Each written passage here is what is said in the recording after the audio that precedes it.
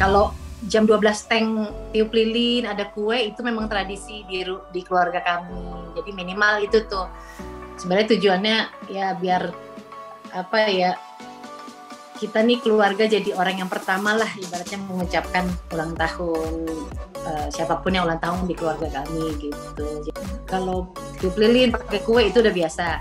Nah yang beda tahun ini karena tadinya sempat kepikiran mengumpulin teman-temannya Mas Surya juga, tapi kan nggak mungkin karena lagi PPKM. Ya udah jadinya aku ngumpulinnya lewat pakai Zoom meeting gitu. Jadi kemarin tuh tiup lilinnya make a wish di depan teman-teman juga kayak apa virtual gitu. Itu yang pertama.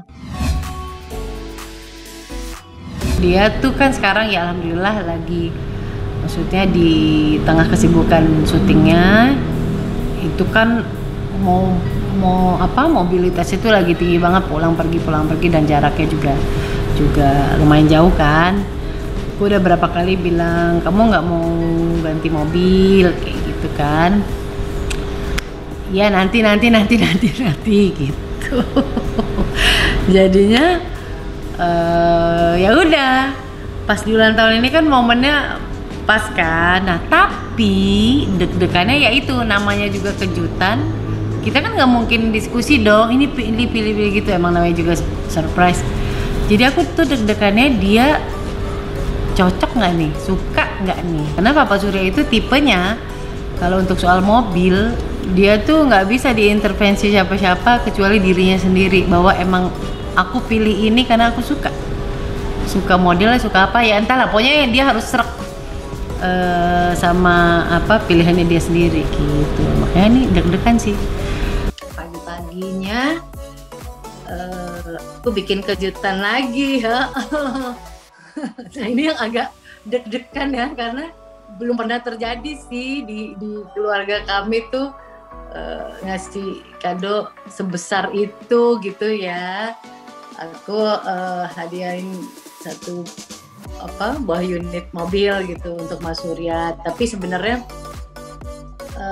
ini bukan yang gimana gitu. Jadi gini, aku cerita sedikit di belakang. Jadi Mas Surya itu kita memang udah sering ngobrol. Ini kamu nggak mau ganti mobil karena dia itu tipe yang gini, kalau udah suka mobil ini itu makainya tuh awet ya, lama. Nah kalau mobil itu kan kita ketahui bersama ya, kan ada usianya kan pasti. Nah kalau sudah lama dipakai tentunya ya kualitas apa tuh onderdil ya, apa sih maksudnya di dalam mobilnya kan jadi juga berkurang gitu ya kualitasnya. Nah aku tuh mengkhawatirkan karena dia mobilitasnya lagi tinggi gitu ya, bolak-balik dari rumah ke lokasi yang cukup jauh. Kamu nggak mau ganti mobil, aku bilang gitu. Dan karena juga Mas Surya kan tipenya nggak suka pakai supir, dia nyetir sendiri gitu. Jadi kan emang aku pengennya tuh mobil yang jauh lebih nyaman deh, maksudnya jangan ada problem lagi gitu. Karena kan kalau mobil usianya udah cukup lama pasti ada problemnya. Aku pada saat itu sebagai istri punya pendapat yang berbeda. Jadi aku kayak waktu itu tuh tidak kurang setuju gitu ya untuk dia menerima pekerjaan itu. Karena waktu itu kan pandemi awal kan kita shock banget ya, semua orang satu dunia kayaknya. Ini apa sih, tiba-tiba lockdown, tiba-tiba physical distancing. Ini kita juga belum kenal banget lah si musuh kita ini kan, si virusnya ini gitu. Tapi kan berjalannya dalam waktu udah setahun ya, kita manusianya adaptasi.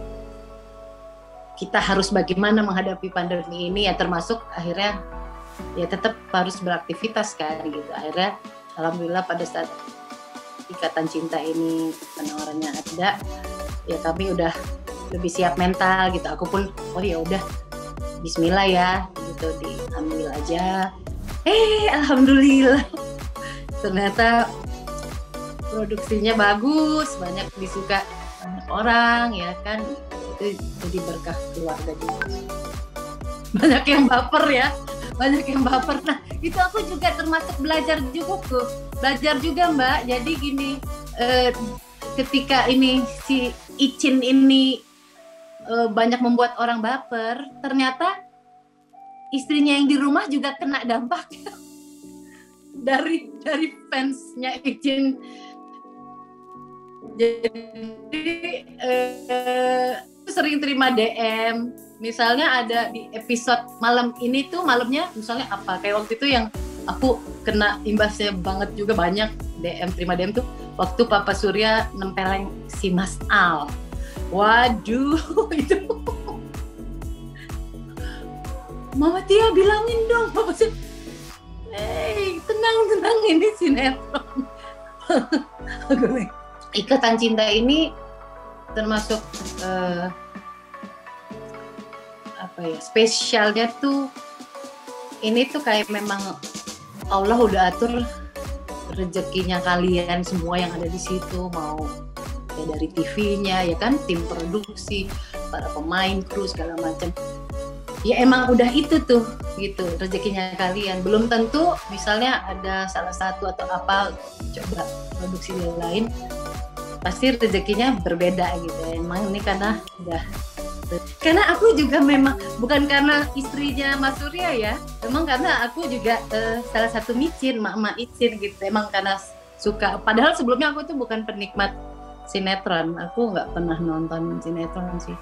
Sinetronnya Mas Surya yang sebelumnya juga aku nggak pernah ngikutin.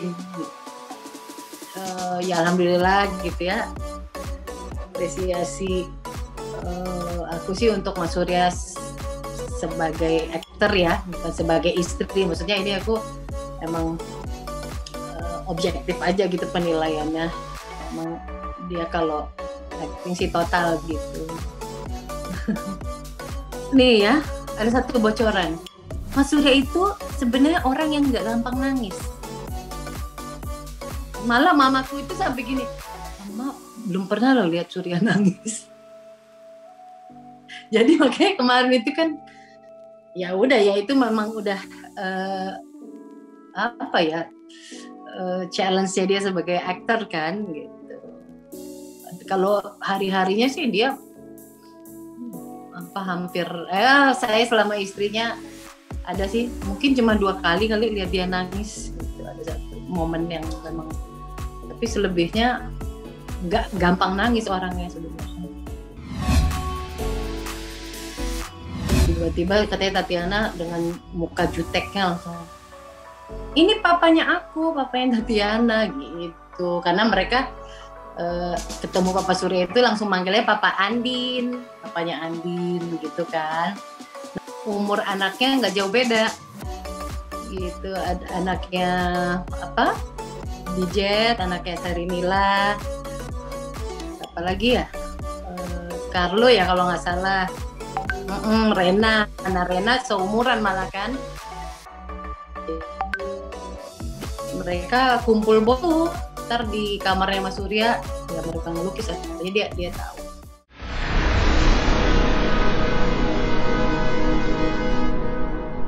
Jadi jangan lupa untuk subscribe Cumi Cumi, ditekan ya tombol lonceng merahnya.